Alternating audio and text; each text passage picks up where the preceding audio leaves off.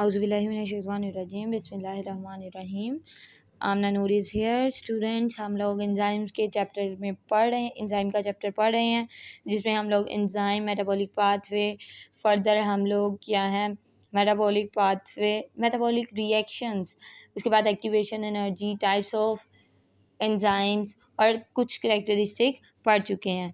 Introduction हम लोगों ने पढ़ा। करेक्टरिस्टिक में हमने जो चीज़ें पढ़ी वो enzymes are protein specific in action, active site, inhibitor and activator, यहाँ तक हम लोग पढ़ चुके थे।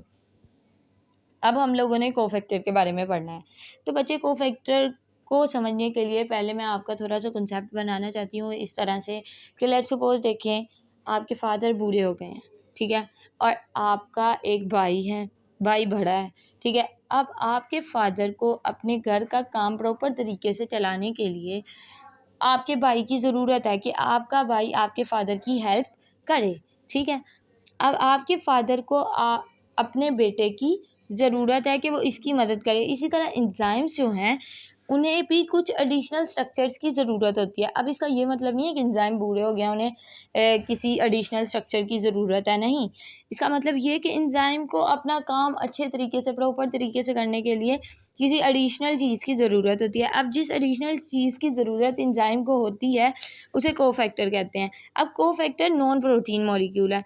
हम जानते हैं कि प्रोटीन क्या है, एंजाइम्स प्रोटीन्स होते हैं, ठीक है। अब एंजाइम को एक नॉन प्रोटीन पार्ट की ज़रूरत है, उस नॉन प्रोटीन पार्ट को क्या कहते हैं, कोफैक्टर। कोफैक्टर इनऑर्गेनिक भी हो सकते हैं और ऑर्गेनिक भी हो सकते हैं। अब इनऑर्गेनिक कोफैक्टर में मेटल आयंस आती हैं, ठीक है।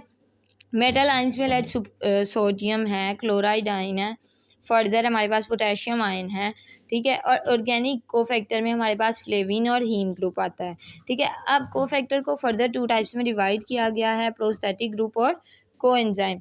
अब प्रोस्थेटिक ग्रुप वो है कि कोफैक्टर के साथ जो टाइटली बाउंड हो जाएगा उसे हम क्या कहते हैं, प्रोस्थेटिक ग्रुप। और वो जो कि कोफैक्टर के साथ टाइटली बाउंड टाइटली अटैच नहीं होता, वो लूजली अटैच होता है, मतलब प्रॉपर तरीके से बॉन्डिंग के साथ वो लिंक्ड नहीं है, बल्कि वो क्या है, लूजली अटैच है, तो हम उन्हें क्या कहेंगे, वो कोएंजाइम्स है।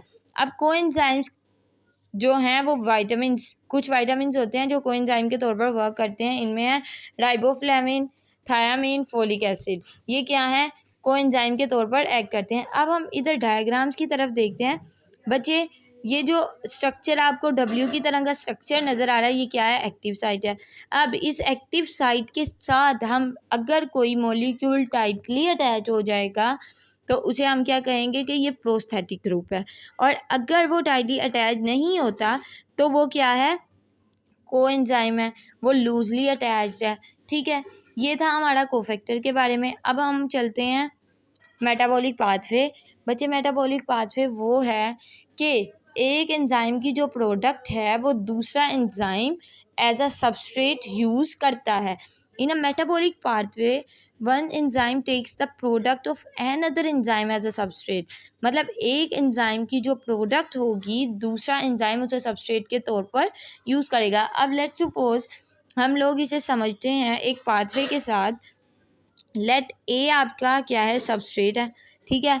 ए सबस्ट्रेट है, ए सबस्ट्रेट को आपका जो एंजाइम नंबर 1 है उसने ए सबस्ट्रेट को बी में चेंज कर दिया है। अब बी जो है एंजाइम 1 की क्या है, प्रोडक्ट है। लेकिन अब जो सेकेंड एंजाइम आएगा, लेट्स सपोज सेकेंड एंजाइम जो आया है उसके लिए बी क्या बन गया है, सबस्ट्रेट। बी क्या बन गया है, सबस्ट्रेट।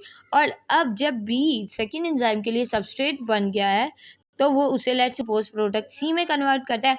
अब सी क्या है, सी प्रोडक्ट है सेकेंड एंजाइम की, लेकिन सबस्ट्रेट है थर्ड एंजाइम का। इस तरह के पाथवे को हम क्या कहते हैं, metabolic pathway. Now students, our lecture, today's lecture is over.